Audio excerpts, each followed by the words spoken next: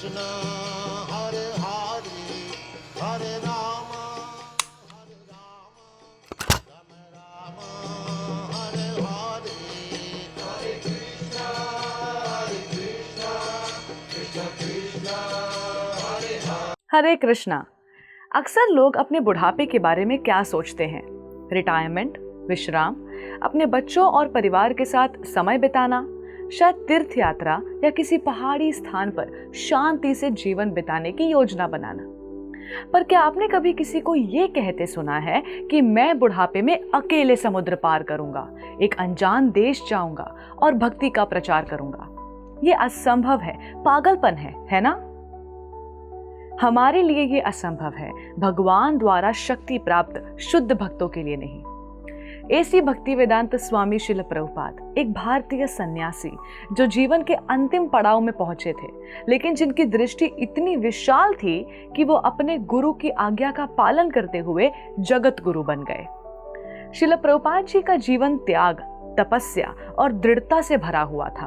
उन्होंने भारत में जन्म लिया, श्रीमद् भगवद गीता और भागवतम के संदेश को आत्मसात किया और फिर अपने गुरु श्रील भक्ति सिद्धांत सरस्वती ठाकुर से आदेश प्राप्त किया, पश्चिमी देशों में जाकर श्री कृष्ण का नाम और गीता का संदेश फैलाओ। ये आदेश उन्होंने अपने हृदय में वर्षों तक संजो कर रखा और जब जीवन की शाम नजदीक आई तब उसे पूरा करने के लिए निकल पड़े। 1965 में 69 की अवस्था में उन्होंने कोलकाता से अमेरिका के लिए एक मालवाहक जहाज जलदूत पर सवार होकर यात्रा की।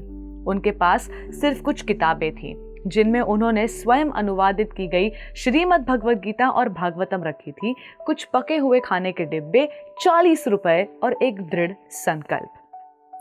इस कठिन समुद्री यात्रा में उन्हें 2 बार दिल का दौरा पड़ा, लेकिन उन्होंने हार नहीं मानी। वे जानते थे कि ये कार्य उनके व्यक्तिगत बल से नहीं बल्कि भगवान की कृपा से सफल होगा। 1965 में जब स्वामी श्रील प्रभुपाद अमेरिका पहुंचे तो वे उस दौर में पहुंचे थे जब अमेरिका भीतर से टूट रहा था। युद्ध के विरोध में हजारों युवा सड़क पर उतर रहे थे। समाज से उनका भरोसा उठ चुका था। वे स्कूल कॉलेज तक छोड़ चुके थे। अपने माँ बाप से अलग रहकर न्यूयॉर्क और सैन फ्रांसिस्को की गलियों में भटक रहे थे, कुछ शांति की तलाश में तो कुछ अपने अस्तित्व की तलाश में। वहीं पर एक वृद्ध भारतीय साधु, जिसे वे पहले समझ नहीं पाए, उनके जीवन में धीरे धीरे प्रवेश कर रहा था। वे साधु थे श्रील प्रभुपाद।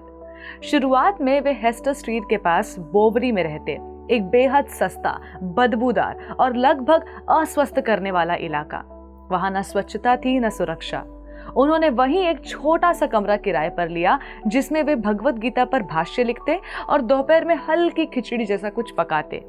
अब सवाल उठता है, ऐसे माहौल में वे हिप्पी प्रभुपाद से जुड़ कैसे गए? श्रील प्रभुपाद उन्हें समझते थे। वे जानते थे कि ये युवा विद्रोही नहीं, सिर्फ खो चुके हैं। जब वे उन्हें भगवत गीता के श्लोकों का अर्थ बताते तो कोई धार्मिक डर नहीं दिखाते, बल्कि वे कहते, तुम्हारे अंदर दिव्यता है, तुम्हारा असली स्वरूप शुद्ध है, तुम भगवान के अंश हो। बस इसी बात ने उन हिप्पियों को प्रभुपाद की तरफ खींचा। वे पहली बार किसी धार्मिक व्यक्ति को देख रहे थे जो न डांटता था न सुधारने की कोशिश करता था, बल्कि उन्हें स्वीकार करता था। प्रभुपाद न तो किसी को गंदा कहते न अयोग्य। उन्हें कोई ये कहने वाला नहीं मिला था कि तुम्हारा जीवन भी महत्वपूर्ण है, तुम भगवान के प्रिय हो। और प्रभुपाद ये बात रोज दोहराते थे। उन्होंने कभी किसी को त्यागा नहीं। शुरुआत में बहुत मुश्किलें थीं, कोई भी उन्हें जानता नहीं था। उनके प्रवचन में केवल 2-3 लोग आते, वो भी सिर झुकाए, आधे सोए, कभी कभी तो नशे में। पर प्रभुपाद डटे रहे।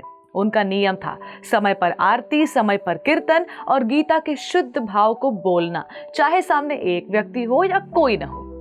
कई बार उन्होंने स्वयं सारा काम किया, झाड़ू लगाया, भोग बनाया, प्रसाद बांटा, मृदंग बजाया, यहाँ तक कि किताबों को पैक किया और पोस्ट किया। उनके पास न धन था न साधन, लेकिन उनका साध्य स्पष्ट था। एक बार एक हिप्पी युवा स्टीव, जो बाद में सतस्वरूप दास गोस्वामी बने, प्रभुपाद जी से बोले, Swami ji, we don't know how to control ourselves, can we really become like you? Prabhupada मुस्कुराए और बोले, you don't need to become like me, you just need to chant Hare Krishna and you will become better than me. उनकी यही विनम्रता और यही विश्वास इसने सबसे बड़े चुंबक का कार्य किया। प्रभुपाद न कोई व्याख्यान देते थे, न कोई दिखावा करते थे। वे बस हरे कृष्ण हृदय से गाते थे और ये सीधा जाकर टूटे हुए दिलों को जोड़ने का कार्य करता था। प्रभुपाद जी ने नशे में डूबे युवाओं को संस्कार दिए, सेवा सिखाई।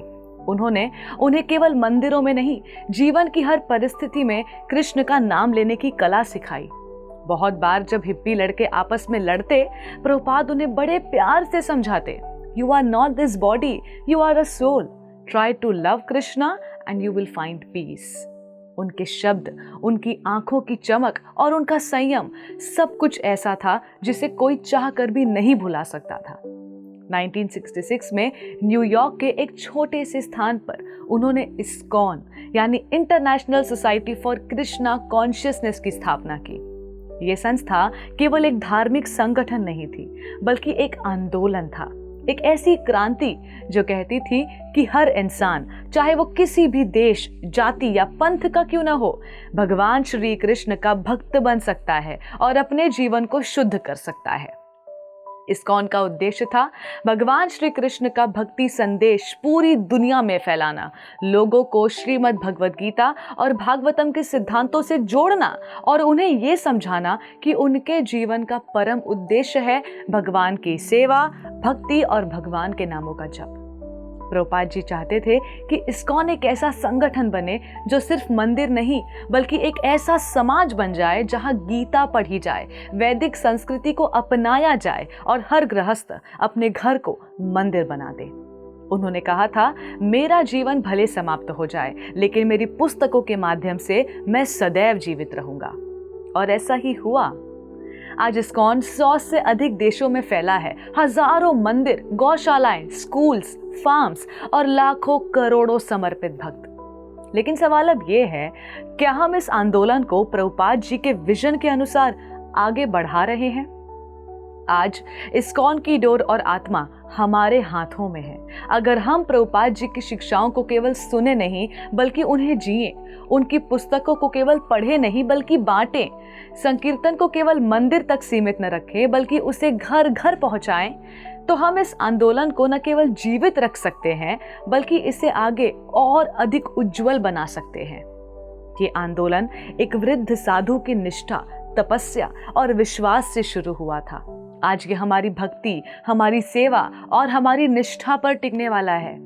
प्रभुपाद जी ने जो बीज बोया था वो आज एक वट वृक्ष बन चुका है और इसकी छाया केवल तब टिकेगी जब हम उसकी जड़ों से जुड़े रहेंगे। धन्यवाद। हरे कृष्णा।